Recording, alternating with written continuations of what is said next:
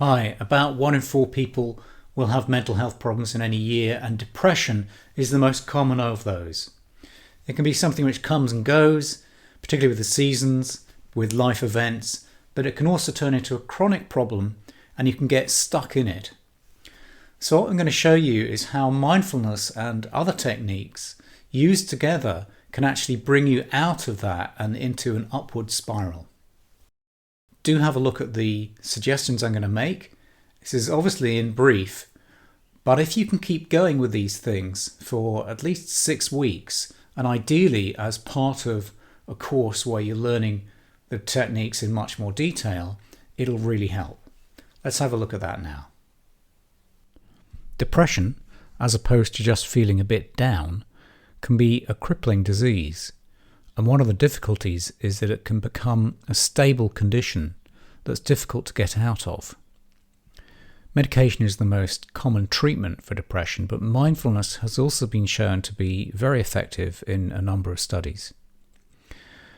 So depression is a collection of symptoms, and it's all affected by the function and interrelationship of a number of brain circuits. The good news is that you have the power to change how your brain works and thus change the condition. There's a lot more information on the neuroscience of depression in the course materials, which explains how the solutions I'm going to recommend actually work.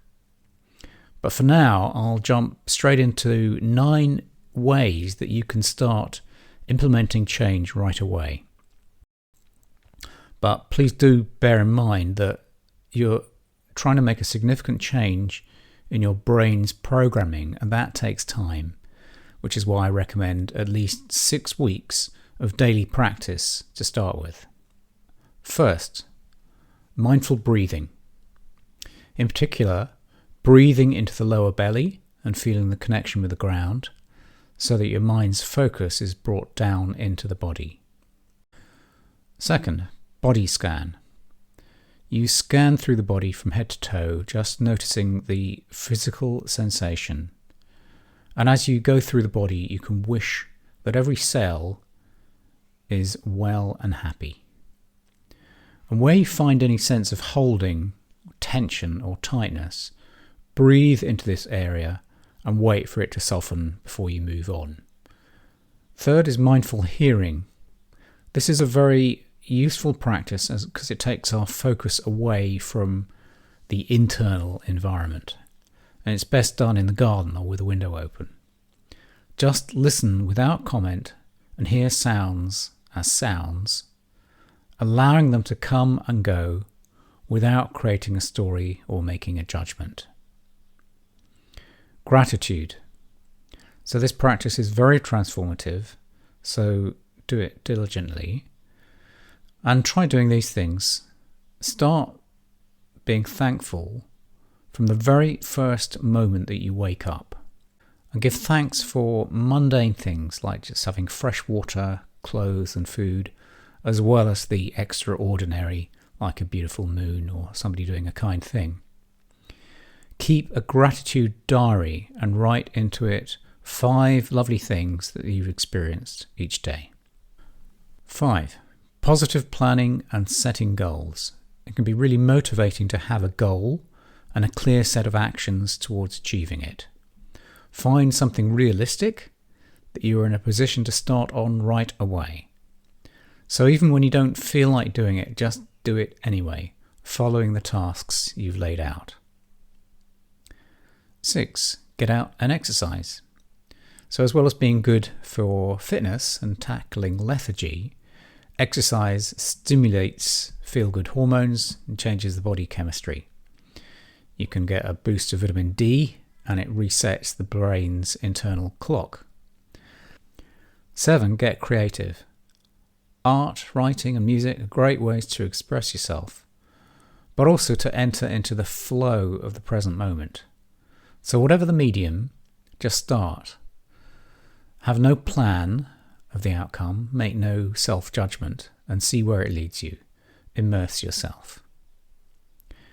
8. Make good sleep a priority, and there are notes on this. In particular, be slavish to a daily program time you go to bed, etc., time you get up. And if you wake in the small hours, just notice with interest all the different changing states of mind and body, like a scientist recording an experiment.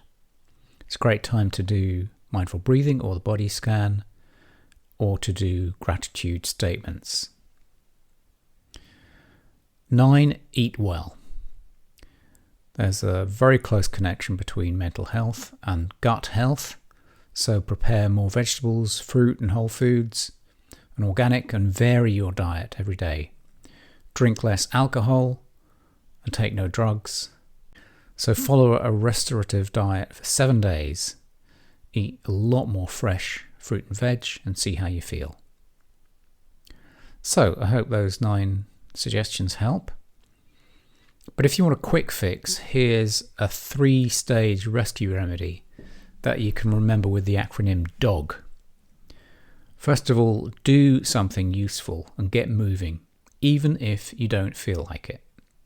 So hoover, clean, write, shower, bake a cake, run, paint something, tidy up, wash the car, whatever, and do it with full attention on the thing you're doing and don't rush it.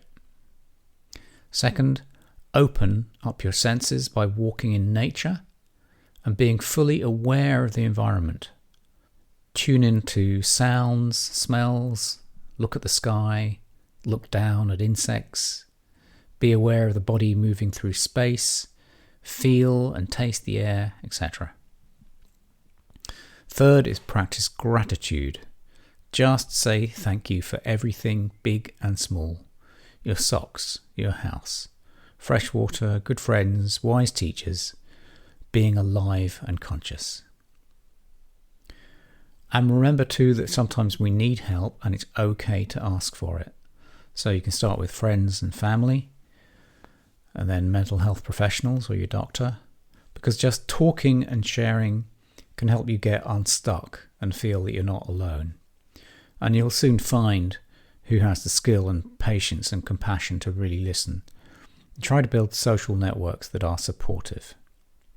If none of this helps, do get medical help. There's definitely a place for medication and for professional therapeutic help. So remember, what we're doing here is trying to unlock parts of the brain that get stuck. An action on one part of the brain circuitry can affect all the others. So just get started on something, wherever it feels most positive. Finally, do consider the 6-week course where I go into all these practices in much more detail and how you can use mindfulness, apart from other things, to get out of the spiral and start making positive change so that you can flourish and you can give more back to the world.